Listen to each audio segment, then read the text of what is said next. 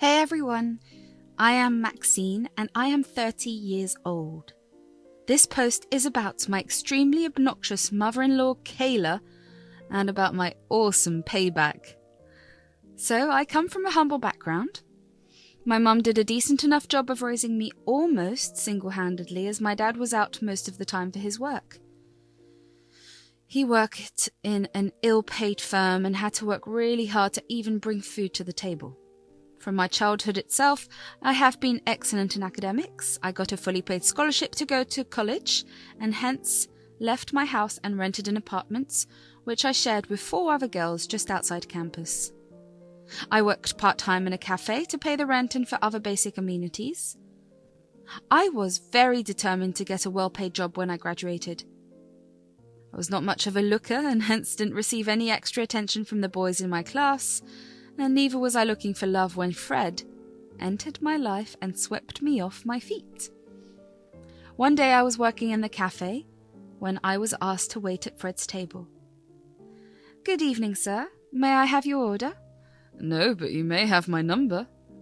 "Yeah, no thanks." "Hey, at least give me a chance, Ginger girl." "Firstly, sir, my name is Maxine and not Ginger. If that was an attempt at joking, then it kind of failed. Now, may I please have your order, sir?" "Yes, ma'am. 1 coffee, please." "Be right there, sir." "And Maxine, can you draw a little heart on it, please?" I couldn't help but blush at Fred's comments, although I didn't let it show and kept a straight face while serving him. The next day, he was there again. Soon he was a regular at that cafe and always insisted that I wait on his table. My co-workers called him my boyfriend, even though I had denied it 100,000 times already.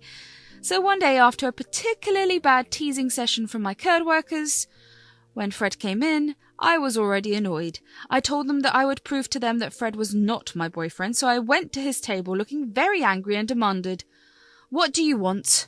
"The usual." "No, I mean this whole thing about you insisting on me waiting on your table, drawing hearts. What is happening? What do you want?" "Dinner?" "We don't start serving till 8. "No, Ginger, I meant with you." The rest is history. The name stuck, and so did the man. I said yes to that dinner, and things fell in place. We started dating and moved in together. I learned that Fred's dad is a millionaire, and he is his only son. He wanted to introduce me to his parents, but I asked him to wait till I had a job. After graduating, I started working in a firm as their sales manager, and soon enough, I was the talk of the firm. I made some bold decisions that shot the sales of the firm and boosted its growth. I climbed the corporate ladder steadily. I was earning enough by then and felt confident meeting Fred's parents. I told him I was ready to meet his parents. He told me before arranging the meeting that his mum was very possessive about him and to not take anything she said to heart. I thought I understood a mother's heart and how she would want the best for her son, so I told him not to worry. Had I known how toxic Kayla would turn out to be, I would never have kept my cool during that first encounter. One Sunday morning, we set out to meet Fred's parents. We drove into this huge mansion that would have surprised baby Maxine. It was like living in my childhood princess fantasy. I felt very self-conscious as we walked down the great hall to go into the dining room where Fred's parents awaited us. Kayla and George were sipping on wine when we took our seats. George poured me some wine even before I could say no. Then we proceeded to have the worst conversation possible. "So, my dear, what was your name again?" "Maxine, ma'am, but you can call me Max." "Yes, sorry, Maxine. I really remember the names of all the ladies that my son brings home. You can't believe, my dear, there are so many gold diggers out there. They practically throw themselves at my son." "I believe it may be so, ma'am, but I'm not one of them." "Well, you wouldn't tell that even if you were one." "Mum, that's enough." "What is enough, my dear? I don't think I have said anything at all." "Ma'am, you are insulting me. I'm no gold digger. I am in one of the topmost positions in one of the topmost firms in the country." "Oh, so you mean you are a corporate slave and recently came into money? And my son is your backup plan in case your career fails?" "Mum, I said enough! I would like to have a word with you alone, now!" Kayla looked offended and got up and left the room, and Fred followed.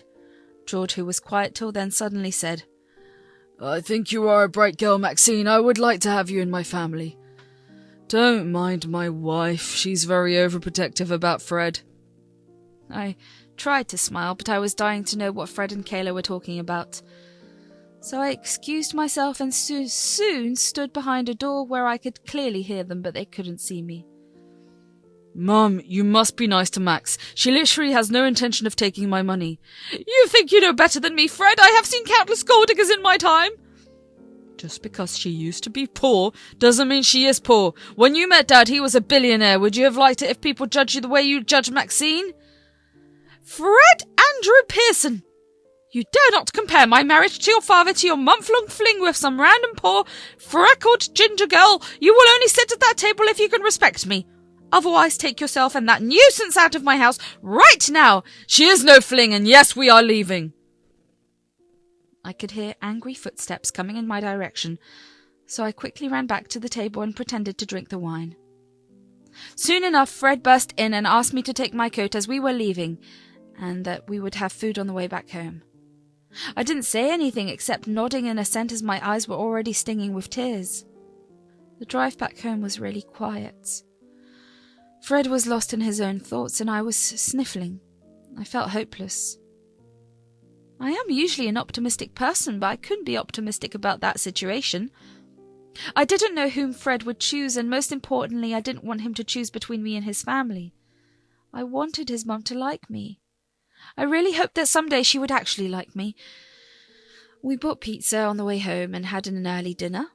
After dinner, I asked him if we should stop seeing each other. Fred looked absolutely aghast.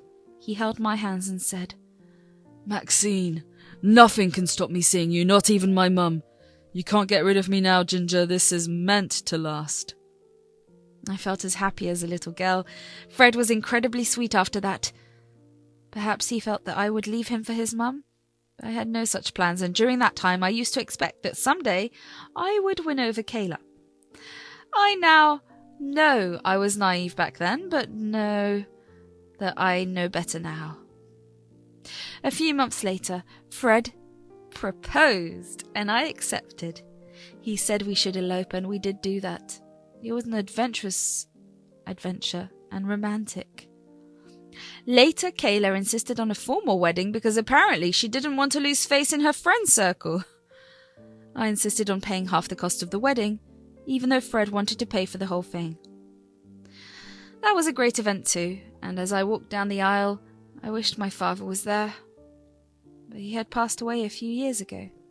While walking down the aisle, I suddenly spotted Kayla in a floor-length white dress, and honestly, I wanted to run. I knew instantly she had no intention of ever changing her mind about me, and she would try to break off my marriage at every step. But then I saw the smiling face of Fred and went ahead with the wedding. Throughout the wedding, she left no stone unturned to make me feel left out. She wanted family pictures without me, and for Fred to sit at their table instead of sitting beside me. She also constantly trash-talked about her so-called friends behind their backs.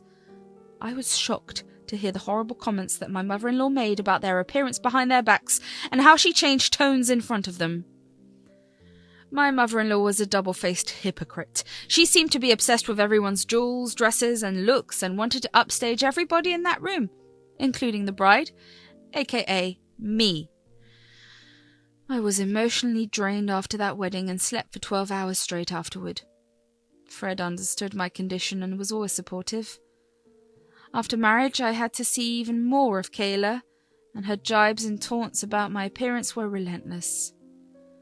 She'd started commenting even about my wrinkles and compared her youthful skin with mine. I used to dread the days she would visit and usually try to stay more at work, but then she would turn even that against me and say how I neglected her son's well-being for my selfish motive. I tried reasoning with her that I only worked hard so that we could save enough money for the future of our baby, but that was of no use. Kayla had a habit of insisting that we dine with them from Christmas to New Year. Usually she would use that occasion to tell my husband that he had chosen a nuisance for a wife, who was so poor that she had to rely on him, and then she would loudly criticize the gift that I would give her while simultaneously praising the one that Fred gave, even though That would be my choice, as Fred left the whole Christmas shopping to me. Now, the year that is in question is the year when I got pregnant.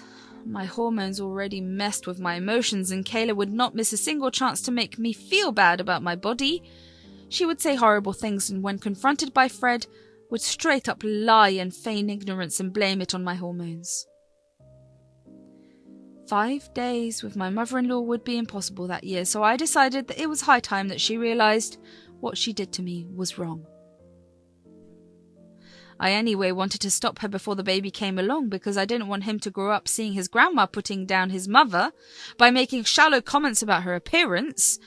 This could influence the child's mind and affect his views. I didn't want him to have such a shallow mentality as his grandmum. So I took things into my own hands. I started snooping around the Pearson mansion.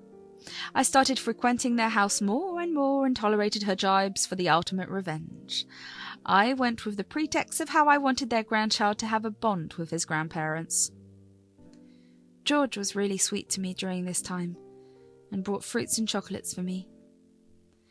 Caleb would usually organise kitty parties on the days I visited and use that as an excuse to not sit with me and George. Little did she know that's what I was actually there for. Usually she would loudly exclaim to her friends that her daughter-in-law was such a nuisance and the absolute worst, but as soon as any of them went to the washroom, or not turn up, or go home early, she would say horrible things about them as well. Now this bit was what I was there for. I noted their names and the horrible things she said about them. Sometimes I even recorded bits and pieces of what my mother-in-law would say on a small recorder. During this time, I also snooped around the mansion, and one day in her boudoir, I found something particularly interesting. It was her records of her visit to a famous plastic surgeon. She had done Botox quite several times, so that's what was the secret of her youthful skin. I have nothing against people who choose to get plastic surgery and can afford it. But I was definitely against what my mother-in-law did. She would hide the fact that she had Botox done and would also shame anybody who had chosen to age naturally and not get anything done. One of her favourite topics of shaming was my wrinkles. I carefully documented and prepared for my mother-in-law's doomsday. That year, I decided to give my mother-in-law a parrot. A beautiful bird it was, very smart and intelligent. Parrots can even mimic their owners and are known to be fast learners. So on the day of Christmas, me and Fred took the parrot and set out for the much-awaited Christmas dinner with the Pearsons. Kayla had insisted on throwing me a baby shower and had chosen Christmas as the date for it. When we arrived, all of Kayla's friends had already arrived. George seemed to be found nowhere, so Fred went off to find him. Now it was just me, Kayla, and Kayla's friends. They all exchanged meaningful looks and sniggered at some inside joke. They started bringing out their gifts for me and also making quite a lot of remarks about how I should be a stay-at-home mum and what I should apply on my face to prevent wrinkles, etc., etc. Then came the time that I was waiting for. I said that I wanted to present to my mother-in-law the very special gift that I bought, saying, "This I gave her the parrot." For the first time even, my mother-in-law was impressed. They had no idea what would happen as soon as one of them said Kayla. It took about 5 minutes to start. One of my mother-in-law's friends said, "Kayla, let me have a look at that big baby." Off went the bird. "Ah, how horrible! Have you seen Linda's stomach in that dress? How ugly! How crass! How ugly! Ugly! Ugly!" Wait, what? God, that's not me! But dear Kayla, nobody said it's you. Oh my god, so do you think she's mimicking you? Oh no. Ew! How tacky is that dress that Jenny wore? The only good thing about her is her husband. Ha ha ha ha ha, did you look at Jenna today? That hair colour is horrible. Even my ginger daughter-in-law has better hair than that. Ha ha ha ha ha. Kayla got up at this point and tried to catch the bird, but the parrot flew up and sat on a high cupboard and continued spilling the beans. Bring that horrible liar down! But dearest, it's not a lie. It must have heard you say those things and is only mimicking you. I am sorry to say. Oh look, it still has things to say. Kayla gets Botox but shames others for aging. Shame on Kayla. Shame! Shame! Shame! Kayla is a liar. Kayla is a double-faced. Ew, Sandra's dress must be thrifted. Oh no, Beatrice is poor now. That's why she doesn't come to kitty parties. Poor. Ew, poor. Kayla hates you. Kayla hates her. Kayla, no. Maxine, stop that beast of yours! But Kayla, it's yours. Maybe you can learn to see the good in others for a change. I don't know. Suit yourself. I looked around and everybody looked shocked. Their faces were red and they all got up, grabbed their coats and left one by one and slammed the door hard each time. Kayla sat on the couch with her head in between her hands. Suddenly, she looked up and said, You did this! You ruined my image, my reputation, my everything! How will this ever be fixed? It's not me. You ruined your image, your reputation, your everything. If you can't show your face outside from now on, then it's your fault. Fix yourself, Kayla, then things will fix themselves. Shut up! Don't you dare lecture me! You are after the property, are you not? You married Fred for his property. I'll make sure that you don't get a penny for that. Kayla is a gold digger. Hypocrite, Kayla, hypocrite. Oh no, liar spotted. Drawn by the commotion, Fred came in. He took a quick scan of the situation and took out the bird's cage and opened its door, and the bird promptly flew inside it. Kayla almost pounced upon Fred. Oh, Freddie, your wife is horrible. She did this. Tell her off, Freddie, tell her off. What do you mean, Mum, by saying that Maxine did it? She brought the bird, Fred. You must divorce the deceptive woman. We will take full custody of our grandchild. We will hire the best lawyers. The nuisance needs to go. How dare you? Make sure she loses her position at her firm, George. Sue her. Wring her dry of every penny. I'm not divorcing her, Mum. I think the Parrot learns what it hears.